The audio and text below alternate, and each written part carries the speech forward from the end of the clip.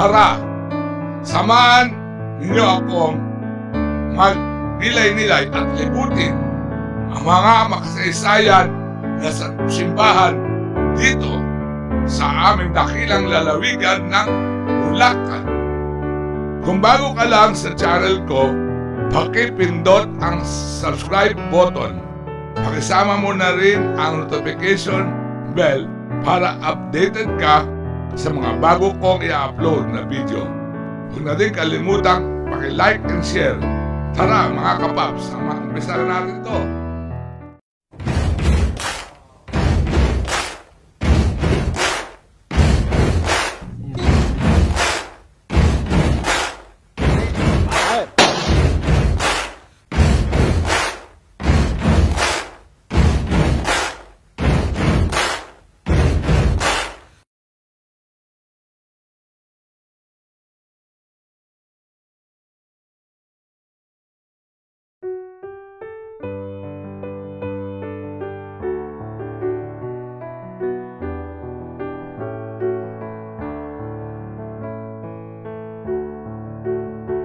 Kapaps, ang simbahan ng Barusuain, may tuturing na isang historical church, ay matatagpuan sa bayan ng Malolos, lalawigan ng Bulacan.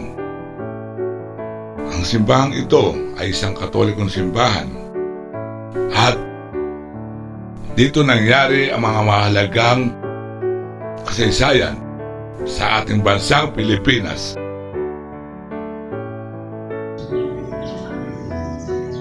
Republika ng Pilipinas, 1819. Mula dito ginanap ang pagpupulong ng unang Kongreso ng Pilipinas na ito ay naganap noong Setyembre 15, 1898.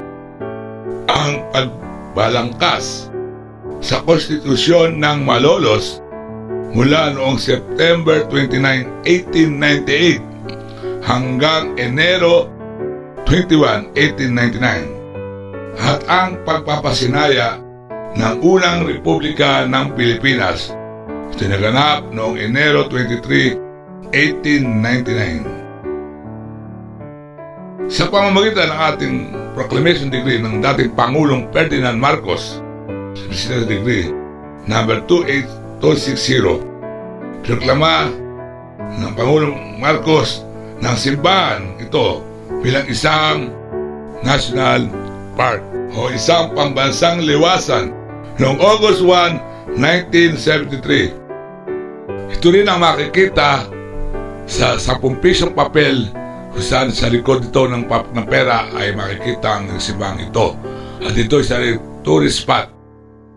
Noong 1998, dito nanumpa ang nooy Pangulo na si Pangulong Joseph Estrada. So makasaysayang kapaps ang simbahang ito.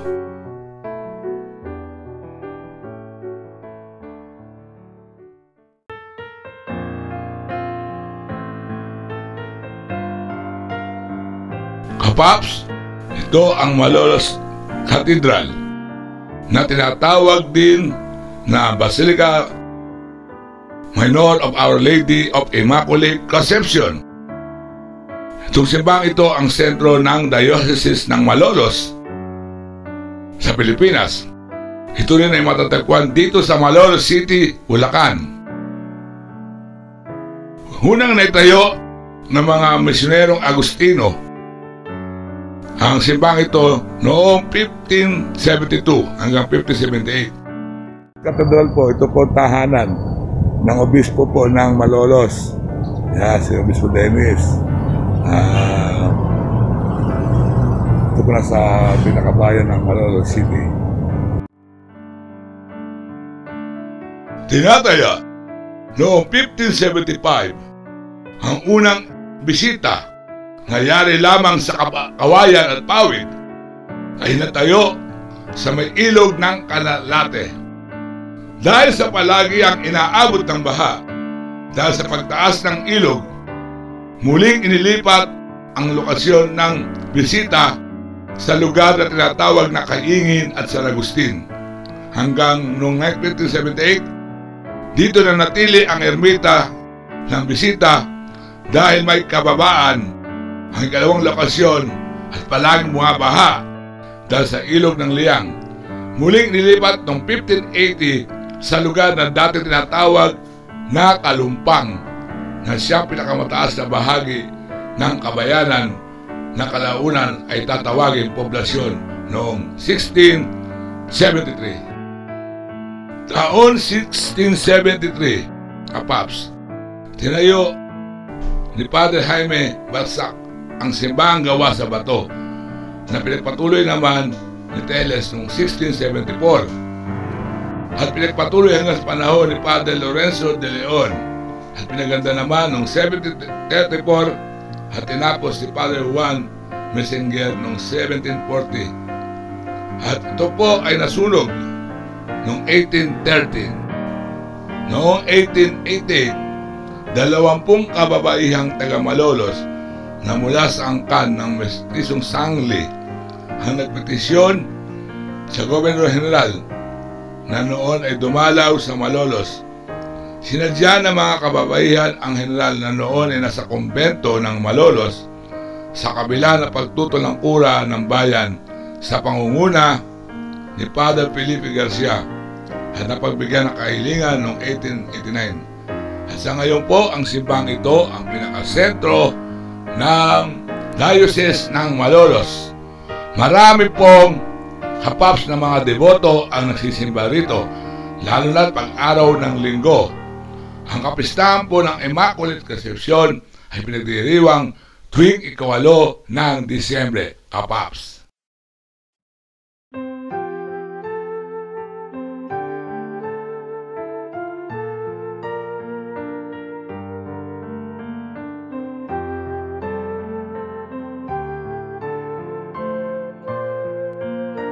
Kapaps, ang Playa del Church, ang parokyang Santiago Apostol ay matatagpuan sa poblasyon Playa de Bulacan. Ang simbahan ito na tinatawag din dating Kingwa Church dahil ang pangalan dati ng Playa del Kingwa ay patron dito po ay ang Santiago Apostol. Dito po sa Playa del simbang ito, tabi nito ang St. James Academy kung saan ako ay nag-aral.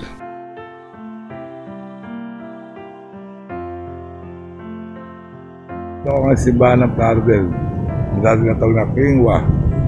Yan. Noong 1961, historical marker ay nilagay dito ng mga taga-National Historical Committee o National Historical Commission of the Philippines.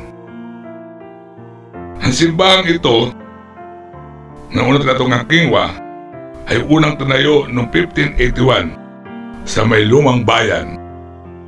Dahil sa binabaha at malapit sa ilog at napapagod ang mga pare, ang nasabing simbahan ay nilipat dito sa kasalukuyang lokasyon nito malapit sa Angat River.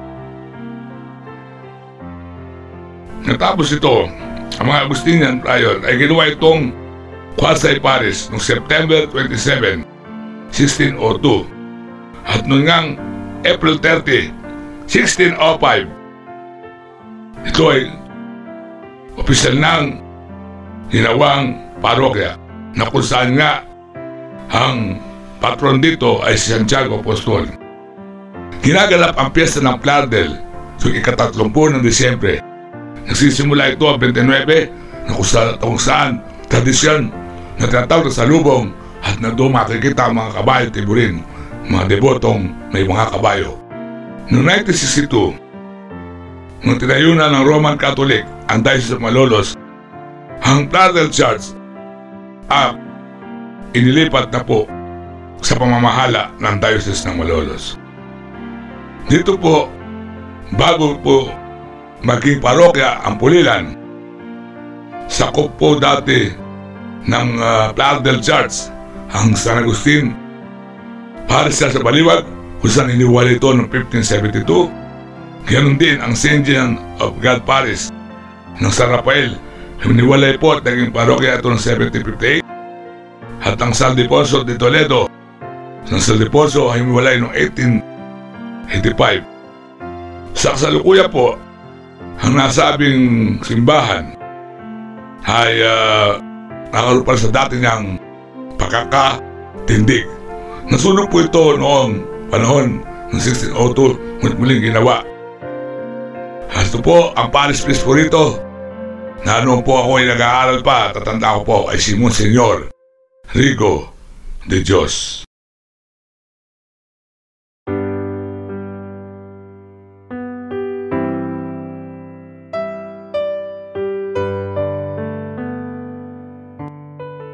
Ang St. Augustine Parish Church ng Baliwag, o mas kilala rin sa tawag na Simbahan ng Baliwag, ay isang katolikong simbahan na matatagpuan sa Plaza Naning Baliwag, Bulacan.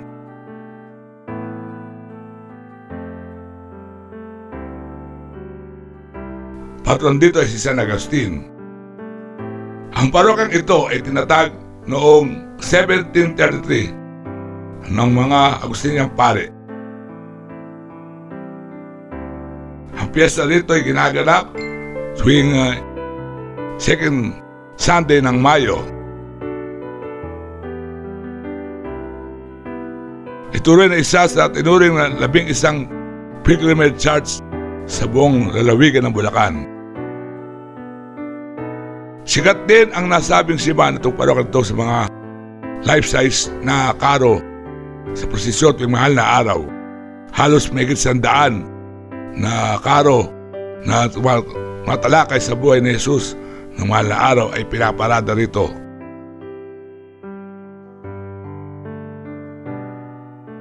Noong 2017 ay mahigit ng 117 na mga karo ang pinaparada dito sa bayan ng Baliwag na ito.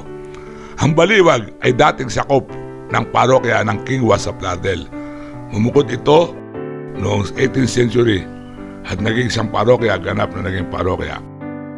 Kapaps, tara't pasalan natin ang loob at nang makita natin ang pinangbang simbahan ng San Agustin Parish Church sa Baliwag, Bulacan. Amen.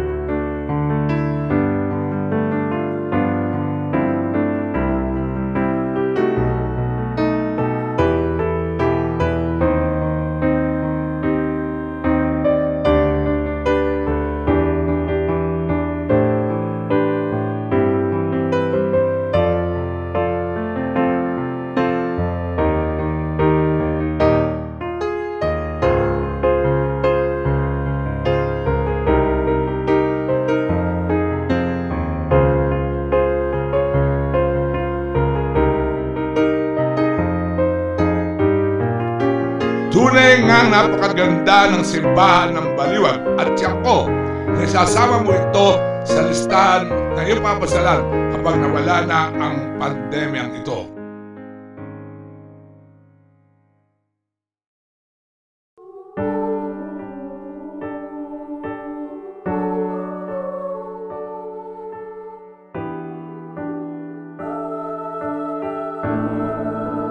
Ang simbahan ng Pulilan ay kilala rin sa San Isidro Labrador Parish Church.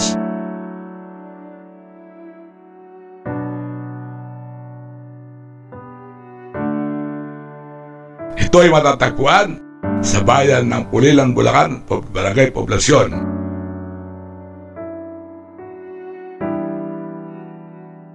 Ang patron ng Pulilan, Bulacan, mga kapaps, ay si San Isidro Labrador, na patron ng mga magsasaka. Sikat ang lugar nito tuwing piyesta sapagkat ang pinakasentro ay ang mga kalabaw na pinaparada at pagtapat sa simbahan ay lumuluhod. ang simbahan ng Pulilan, ang bayan ng Pulilan ay dating sakop ng Kingwa.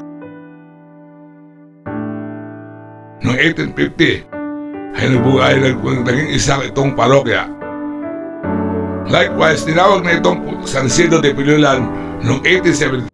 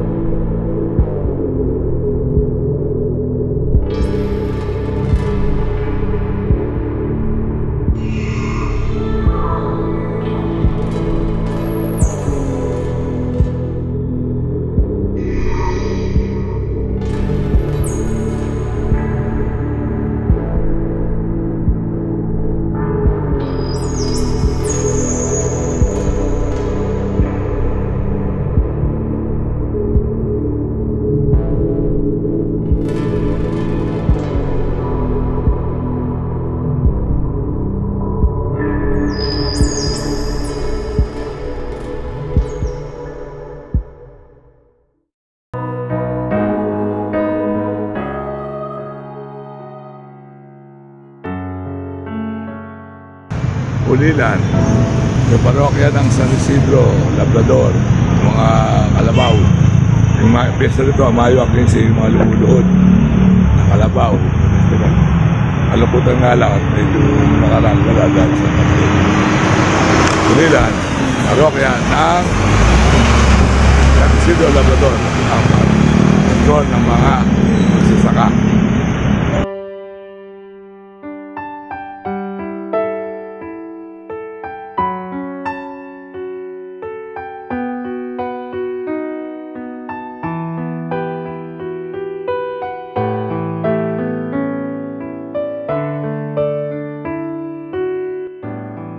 Ang simbahan ng Marilao ay narito sa may pinakakabayanan at ang patron ay si San Miguel Arcangel.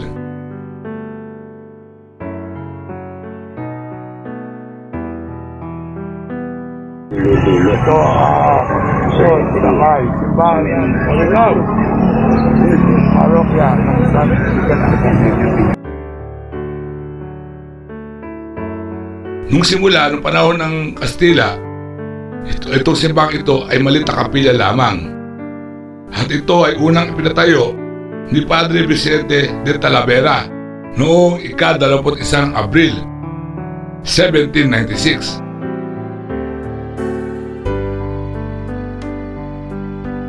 Kasabay na tinatag ang bayang ito na Tierra de Marilao ay sabay na rin ang parokya na niluklok nga na pintakasi o patron ay si San Miguel Arcangel.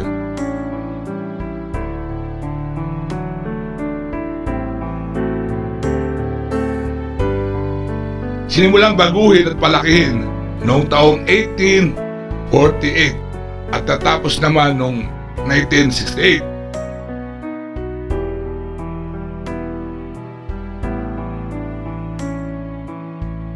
Subalit, sa mampalad, nasulog ito nung panahon ng digmaang Pilipino-Amerikano ay nasunog noong 1899. At muli sinimulan ang pag-aayos nito noong 1902 at binalik sa dating laki noong 1922.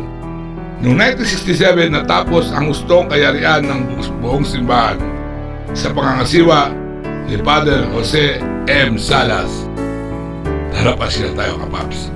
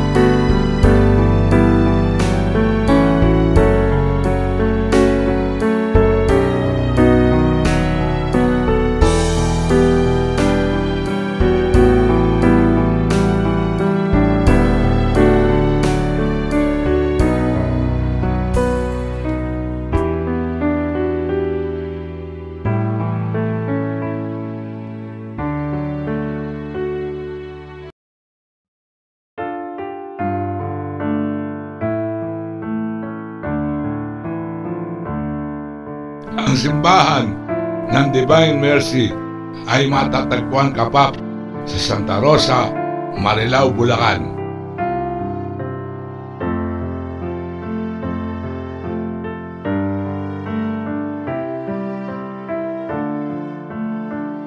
Ngayon tinatawag itong National Shrine of the Divine Mercy. Ito isang simbahan na nakatuon sa banal na awa sa Marilao, Bulacan.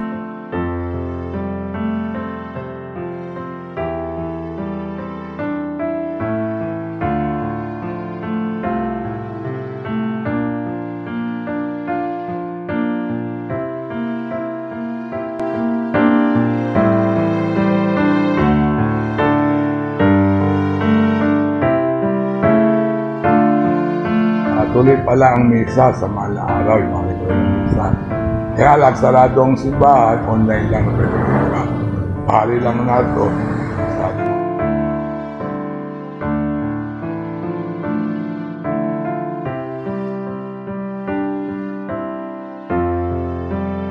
Itinaas nito ang katayuan ng pambansang dambana na ito ni Archbishop Orlando Quevedo ng Catholic Bishop Conference ng Pilipinas. Ang unang misa kapaps dito ay ginanap noong ika-2 ng Pebrero taon 1992, ang kapistahan ng Pensitasyon, pagtatanghal.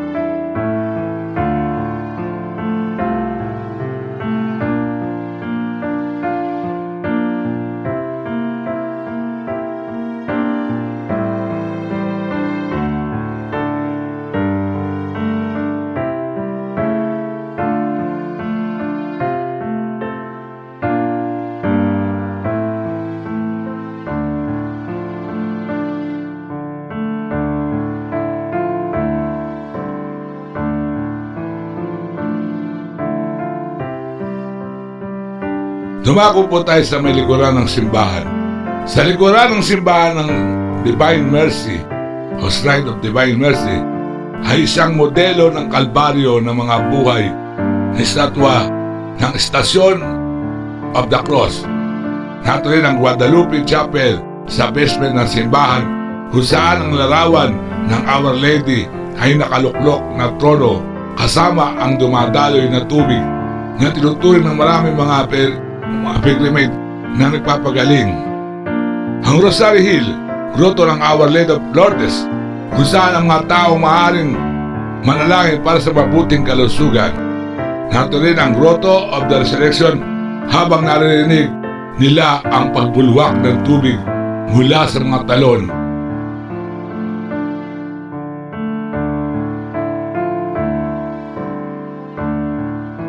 Ang St. Faustina Hall, isang auditorium naman ang naturen kung saan ginaganap ang mga misa sa likod sa malaking bilang ng mga deboto na sisimba rito sa dambana.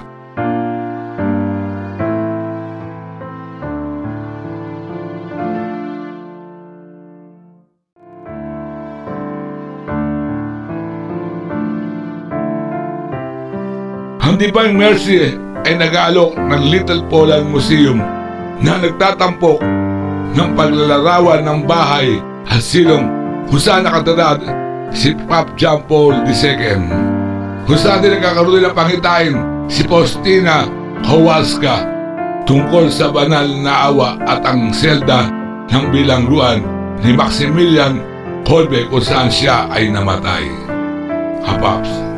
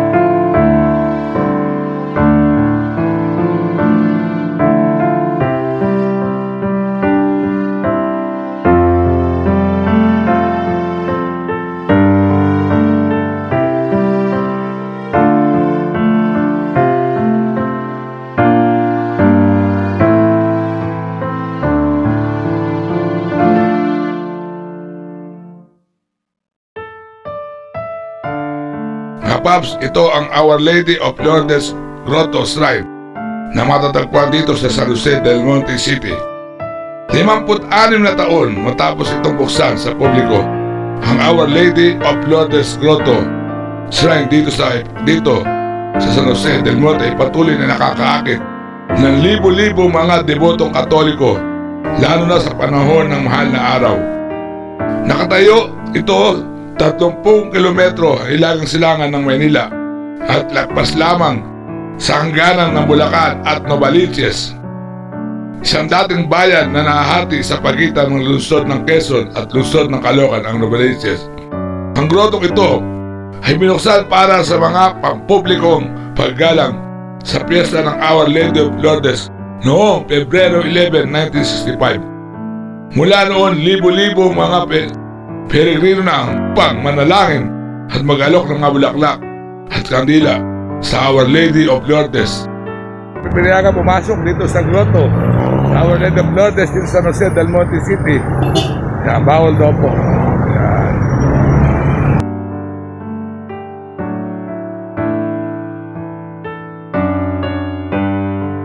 Ang bilang ng mga bisita at mga deboto ay kanilang tumataas lalo na ngayong Semana Santa. Partikular na ang Linggo Palaspas, Huwebes Santo, Biyernes Santo at Sabado de Gloria at Linggo ng Pagkabuhay. Subalit, ngayong taong ito ay sarado ito dahil sa GCQ ang Bulacan, Kapaps.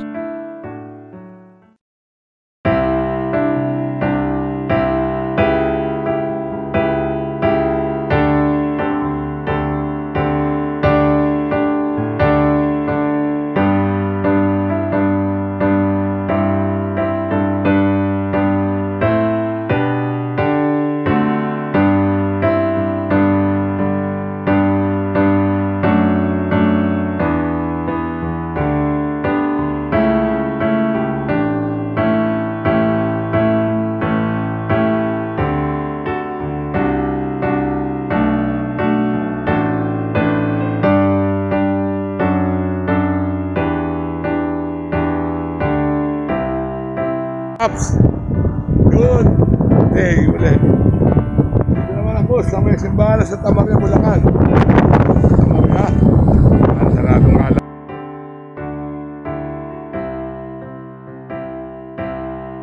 Kapaps, ito ang simbahan ng Santa Maria. Kilala rin bilang Minor Basilica of La Purísima Concepcion o Santa Maria Church. Ito ay kalawang tinatag na Roman Catholic Church na maging basilika. Ito ay matatagpuan dito sa bayan ng Santa Maria, Bulacan sa poblasyon.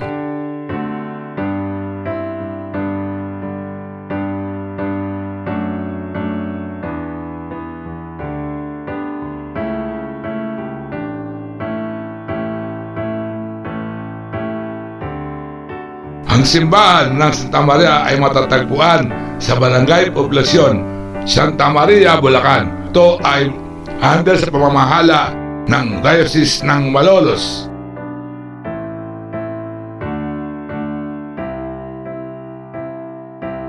Simbahan ito ng Santa Maria na kilalang Basilica Minor ng La Purísima Concepcion ay dineklara ng ating Papa Francis noong March 21, 2022 bilang ikalawang Minor Basilica, na kung saan ang naunang Basilica ay ang Malolos Cathedral na aking naunang inilabas na, Kapaps.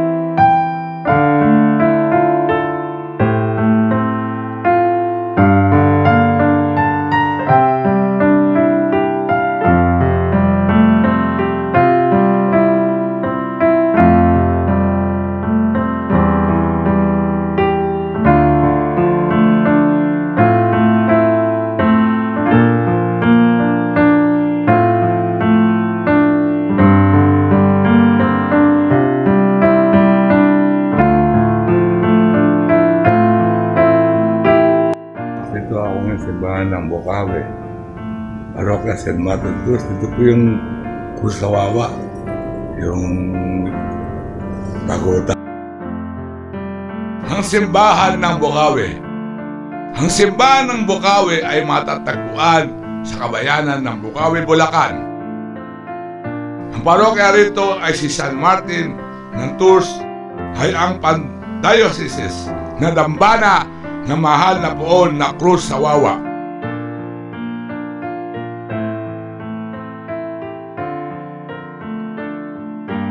Taon-taon ay may ginaganap ditong kapistahan tuwing ikalawang linggo ng Hulyo kung saan pinaparada sa pagoda ang replika ng Cruz ng Wawa na natagpuan doon sa ilog ng Wawa.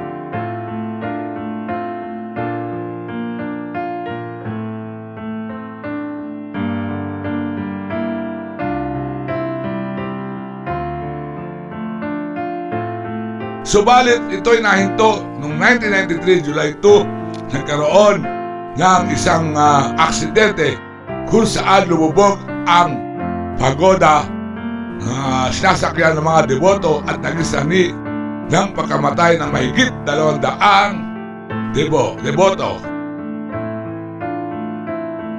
Subalit noong 2014 ay muling ibinalik ang sinabing posisyon ng pagoda sa ilog ng Wawa. Kaya lang po ay naging doble ingat na po ang mga organizer.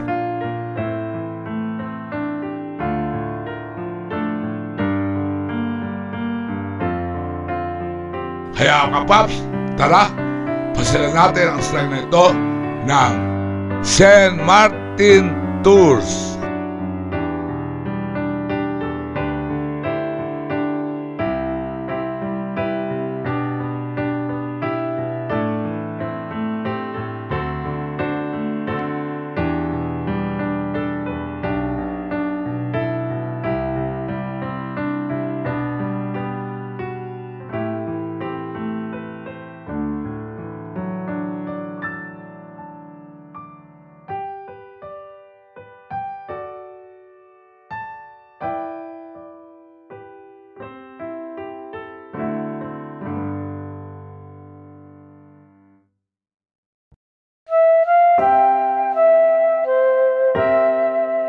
Ang balagtas na orinal na tinukoy bilang karuya at kalaunan ay pinalitang pangalang Bigaa. Kilala dati sa Bigaa noong kalagitnaan ng 1600.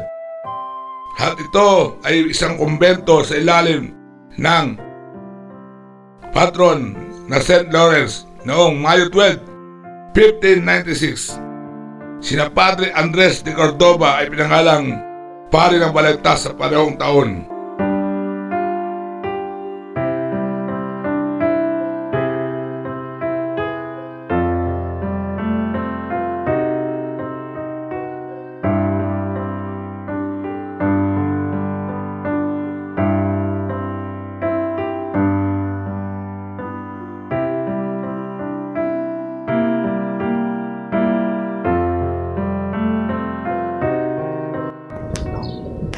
Dito ako sa simbahan ng Balagtas.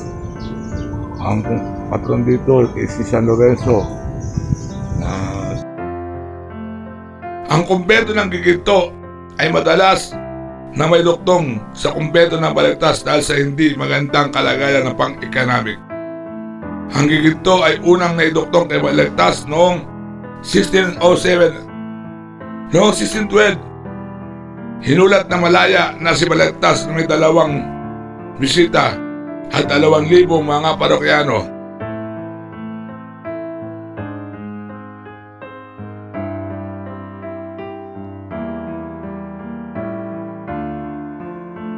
Ang populasyon ng mga parokyano ay nabawasan ng ang isa sa baryo bisita na si Kasay ay naghiwalay upang makabuo ng isang bagong parokya noong 1639.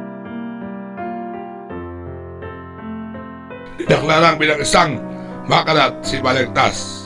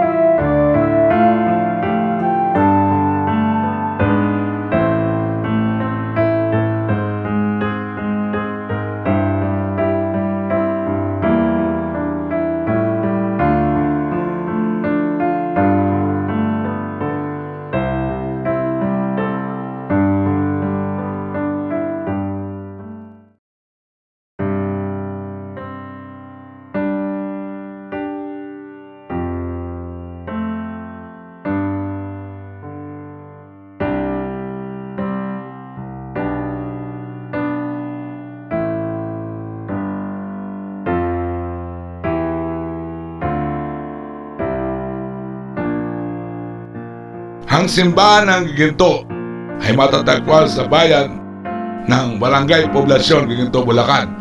At ang parokyang ito ay kanilang patron ay si San Ildefonso Toledo.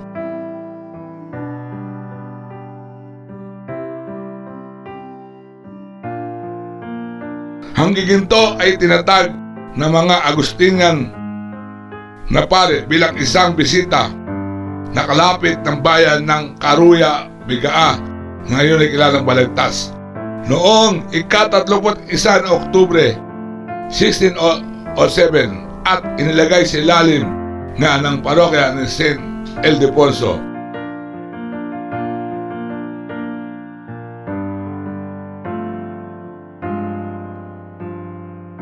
Kapag dito sa Giginto, ang ano dito, San Ildefonso, ang parokya dito.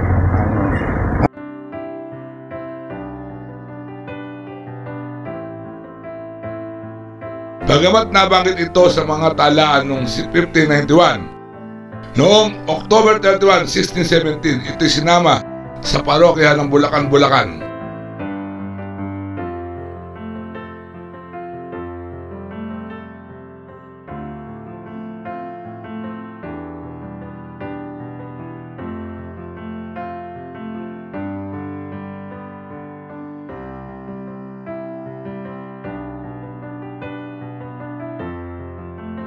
Noong 1621, ang kumbento ng Giginto, Bulacan ay dineklarang independyente mula sa mga martis nitong kasama si Padre Bernabe de Villalobos bilang unang-una ng parokya ng Giginto. Ngayon man, ito ay muling nakakabit sa kumbento ng Bigaa o Balagtas ngayon noong 1633. Sinasabi ng mga tala na ang kumbento ng Giginto ay hindi kasing mayaman katulad ng mga kapitbahay nito.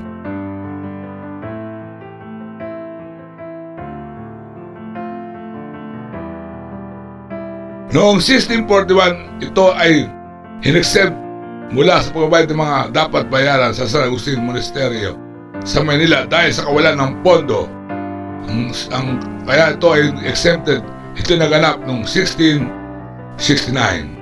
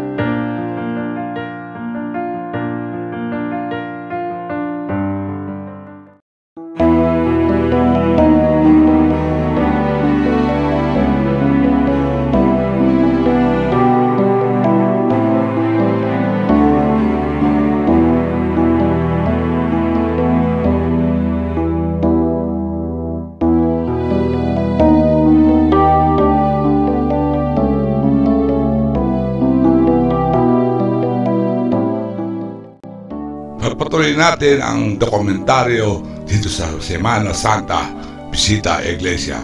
Kapaps, dito ako si Mr. Rafael, ang simbang ito na matatagpuan sa kabayanan ng San Rafael, Bulacan, Kapaps.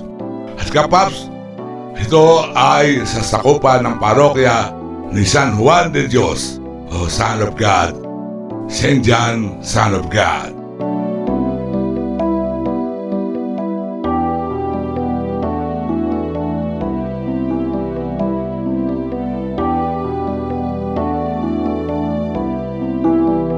Sa simbahan ng San Rafael, kanila pong patron dito ay si St. John. Yan po. Tara po, samahan niyo po ako. Dito po ako ngayon sa simbahan ng San Rafael. Ibinya, kasi po may pinya. Sa pok na ito, Kapaps, naganap noon sa kasaysayan ng ating bansang Pilipinas noong ika-30 ng Nobyembre 1898. Ang isang pinakamadugong labanan sa lalawigan ng Bulacan sa pamamagitan ng mga katupunerong Pilipino sa pamumuno ni General Anacleto Enriquez, lalong kilalang Matanglawin, at ang mga kawal ng mga Kastila sa pamumuno naman ni Teniente Coronel Lopez Arteaga.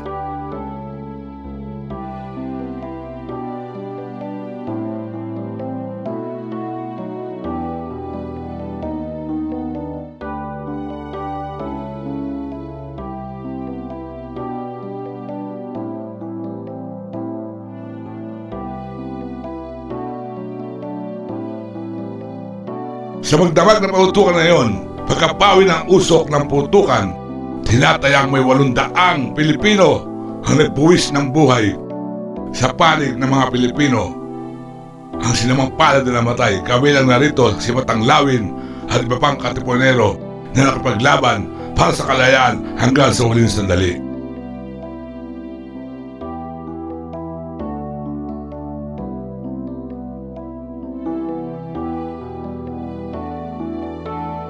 Noong 1997, historical marker ang nilagay dito ng Historical Bay of the Philippines Commission para sa gawin itong National Park ang nasabing lugar na ito. Kapaps, maraming salamat sa panonood at pagpalain kayo ng Diyos na may kapal.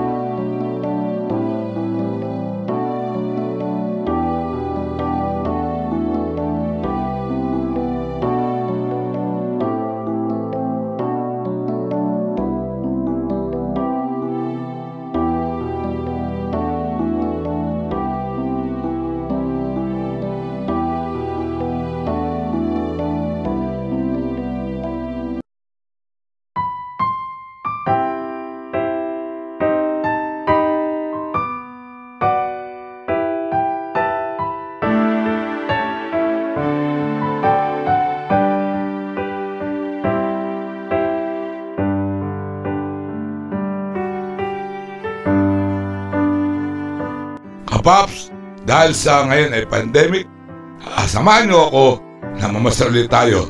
Pagkagaling ng baliwag nato kami ngayon sa Bustos. Ito po ay nasasakop ng parokya ng Santo Niño.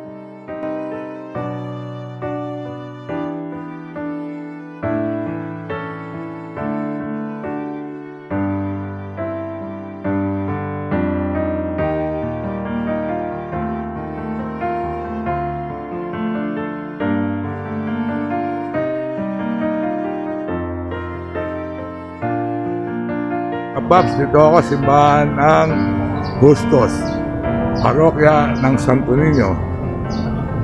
Parokya.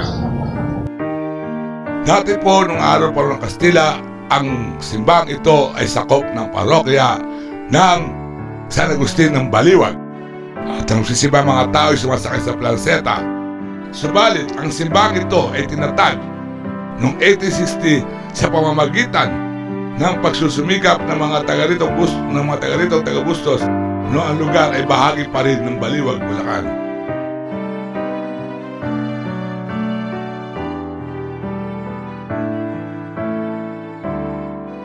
Sa mga nakaraang dekada, ang struktura ng simbahan ay sumailalim sa maraming mga pagbabago, kabilang ang demolisyon ng magandang lumang Roman at Deco altar.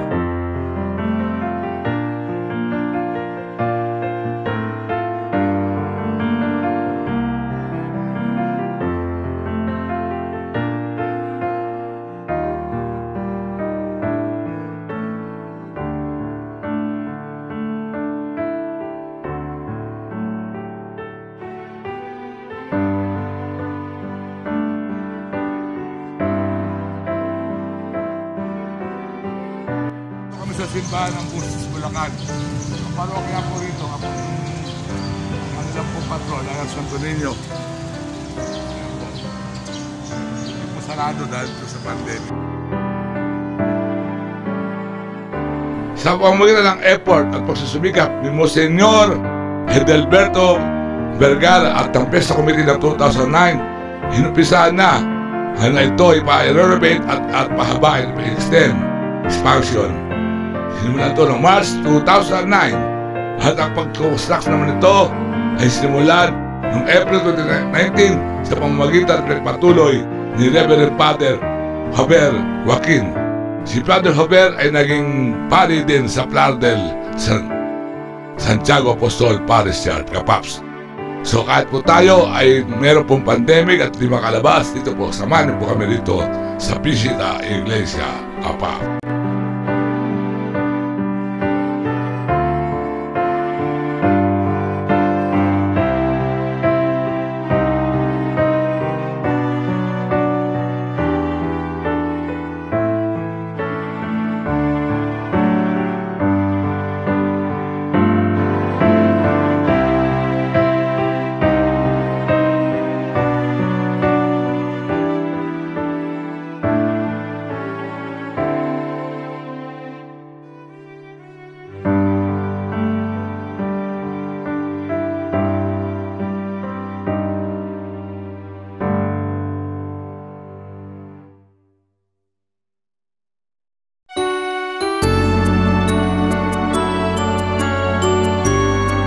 Kapaps, ang simbang ito sa Santa Rita ay dati lamang bisita at sakop ng parokya ng San Ildefonso Tadeo sa Gigintot. Subalit noong taon 1992, ang bisita ng Santa Rita ni Casia ay kinilala bilang parokya o quasi parish na sakop pa rin ng parokya ng Giginto, na ang parokya naman doon ay si San Ildefonso Toledo. Pagsapit ng ika-22 ng Mayo 1994, Kapaps, kapistahan ng Santa Rita, ang dating bisita ay kinilalang ng parokya at formal nang tinatag bilang sangganap na parokya ng Nooy Obispo Almario. Sakop nito ang mga bisita ng Santa Rita, Pretel at Santa Cruz sa Giginto, Barangay Tabang ng bayan ng Pradel at Ligas sa Malolos. Ang lahat na ito ay nasa katuparan at dapat tagumpayan dahil sa pagsisikap at mahusay na paggabay ni Reverend Monsignor Andres Valera na unang pura paroko. Noong ika-29 ng Disyembre 2002, sinatag ang mala parokya na banal na mag-anak na sa Vileta Village, Santa Cruz at nagiganap na parokya noong 3 Pebrero 2006. Taong 2009, ang parokya ng Santa Rita ay napili bilang katuwang sa lungsod ng Casia sa Italy na kanilang twinship of faith ng layo pagtibayin at palalimin ang mga devotion kay Santa Rita de Casia.